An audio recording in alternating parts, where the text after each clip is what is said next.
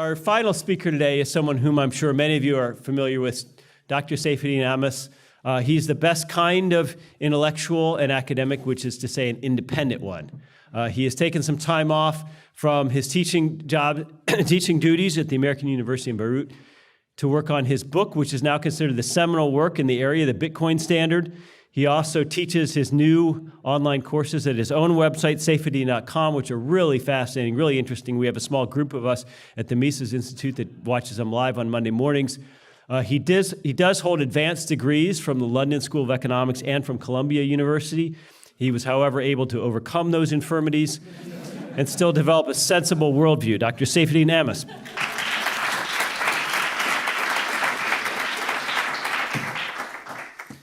Thank you very much, Jeff, and to everybody at the Mises Institute. It was really down to your work and your beautiful website that I managed to overcome these infirmities. And it is thanks to this that I have, recovered intellectually, and I'm able to stand on my intellectual feet in front of you at the Mises Institute. So thank you so much. It's a true honor to be here. Today, I'm not going to actually present my book. I'm going to talk about the topic of Bitcoin and Austrian economics and the relationship between them. Why is it that Bitcoiners are so interested in Austrian economics in general? Obviously, far more than the general population is. And why is it that I think, and so I'm going to try and explain why, in my mind, I think Austrian economics helps us understand Bitcoin, and how also Bitcoin also can help understand Austrian economics. Why it leads to many people wanting to study Austrian economics once they learn about Bitcoin. I think it's something that is well worth explaining. These are my 5 general categories of explanations of this phenomena, so let's get into them. The first one is that Bitcoin is free market and non-governmental money. And the famous quote by Mises, quoted in Professor Salerno's book, is that the sound money principle has 2 aspects. It's affirmative in approving the market's choice of a commonly used medium of exchange, and negative in obstructing the government's propensity to meddle with the currency system.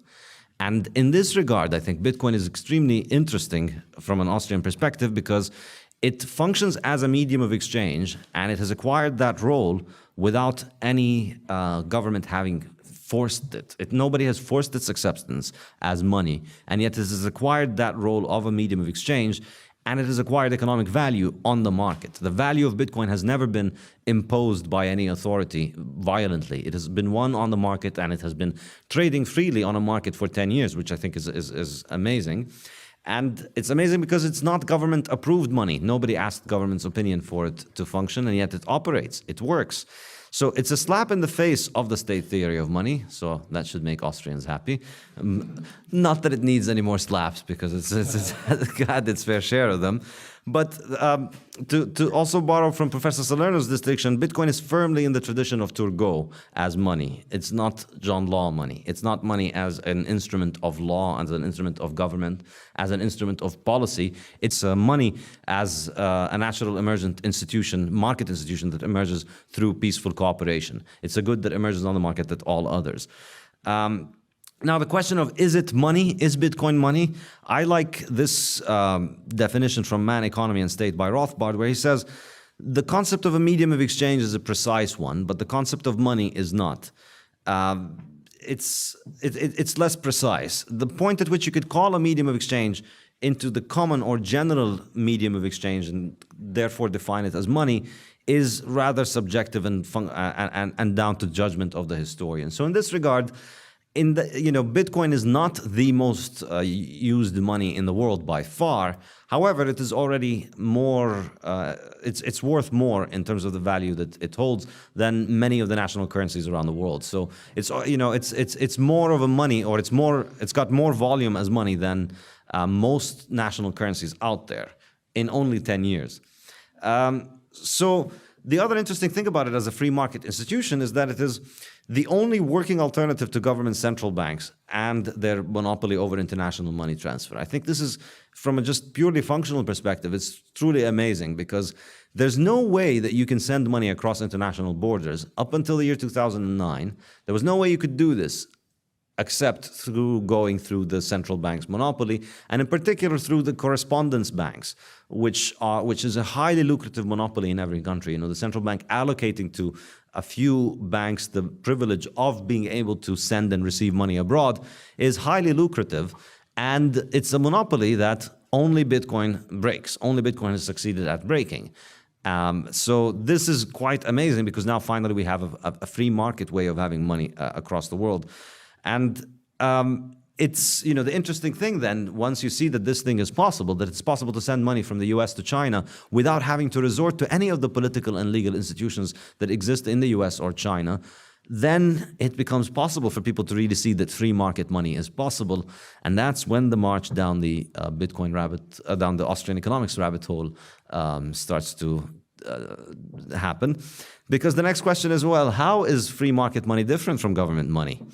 And the only coherent answer to these explanations can come from Austrian business cycle theory, which will tell you is effectively economic crises and inflation and unemployment are not just the product of how capital markets function. They're the products of the intervention in capital markets through central planning and manipulation by central banks, and that if you had a free market monetary system, then you wouldn't get these kinds of failures happening. So this is the first one. The second one is the fact that Bitcoin continues to operate in spite of having committed the cardinal sin of having a fixed money supply.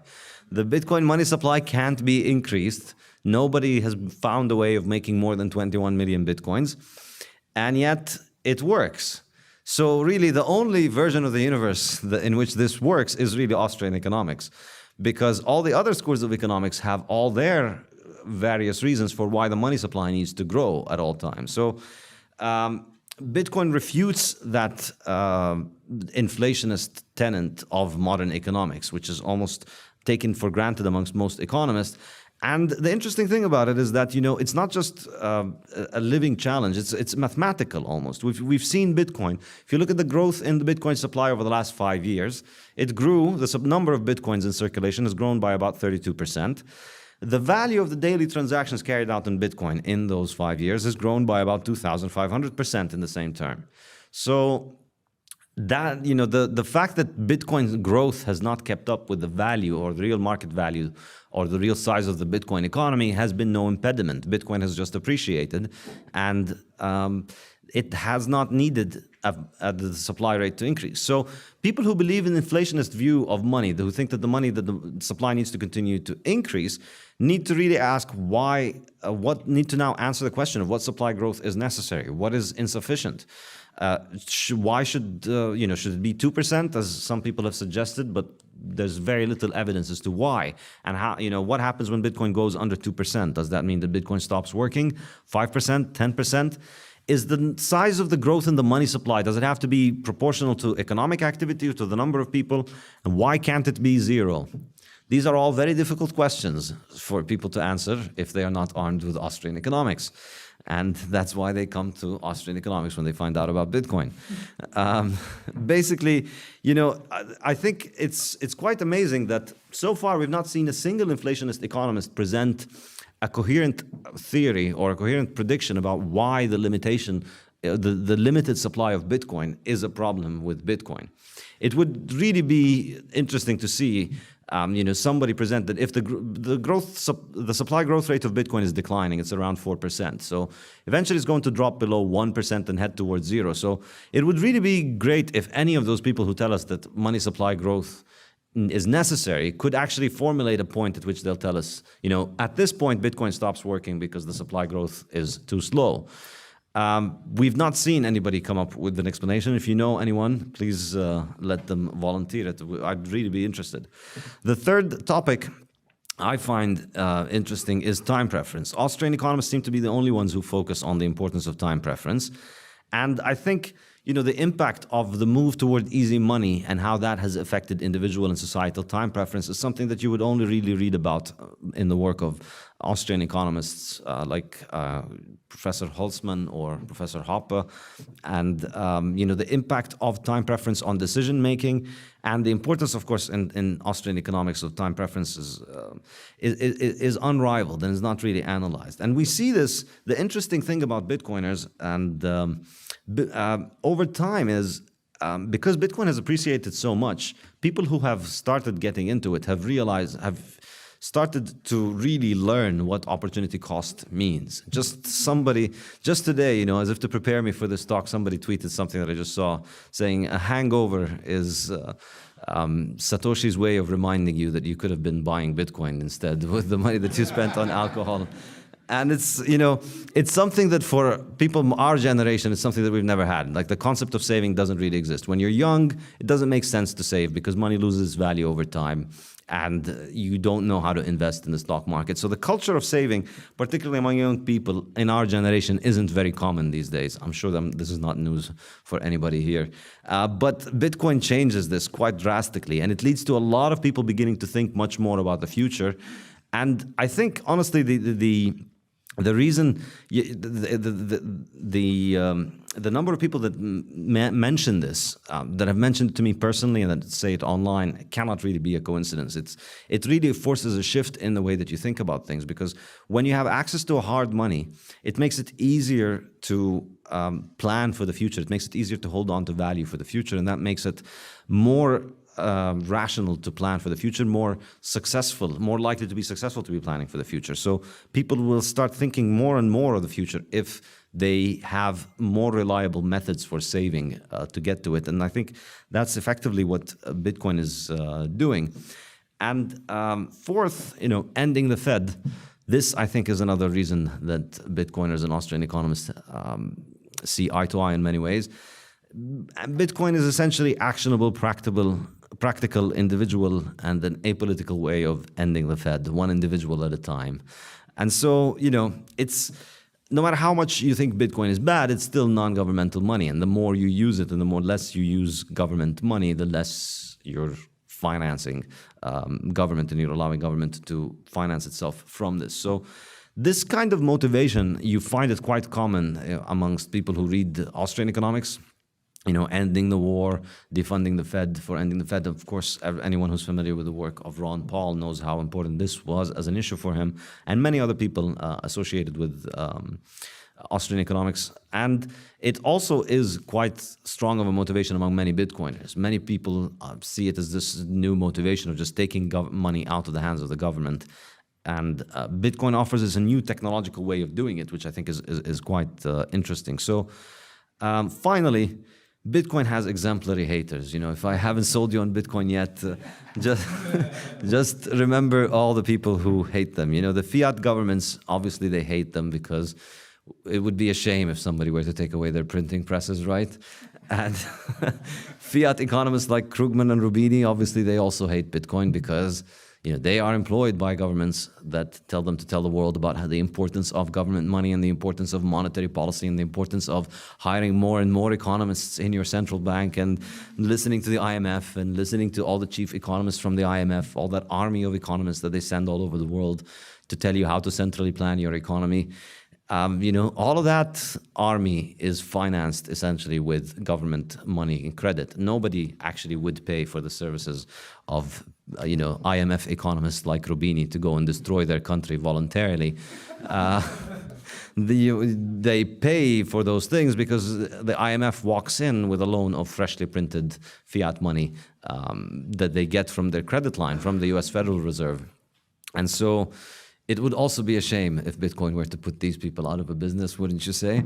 And of course, monopoly banks that have a monopoly over correspondence banking, and this is one very important monopoly throughout in today's economic activity, and it's something that Bitcoin disrupts. It allows us to have this, instead of having to rely on this old financial, political behemoth monopoly, you just rely on open source software that nobody can control, nobody can manage. And it's a truly, truly amazing thing. And a lot of people can be skeptical about, software, you can always hack software. But pretty much most of the critical things that we do in our life, from the grid to flying airplanes today, they all run on, well, not all, but the majority of them probably run on open source software. It's the most reliable thing because it's Open source software means anyone can check it online. And so if anyone finds a mistake in it, they can report it. And so this means people are constantly verifying it and constantly checking it and constantly revising it. And effectively, this is what Bitcoin is becoming. It's just becoming a fixed protocol for exchanging value without politics. And that really makes it quite interesting. Thank you very much for everything. One final announcement. My website, as Professor Deist has mentioned, safeidean.com, and in the Academy section, I've already offered 2 classes, and I'm going to begin offering the next class now. I'm going to start a Principles of Economics class based on Murray Rothbard's Man, Economy and State. And basically, the business model of my website is to teach Austrian economics to Bitcoiners. And so a lot of them are becoming interested in it because of Bitcoin, because of all the reasons that I mentioned. And so if you don't believe me, well, I believe myself enough to set up the website at least. So check it out. And of course, let me know what you think of the syllabus. Obviously, if you have any feedback about it, I would appreciate it. Thank you very much.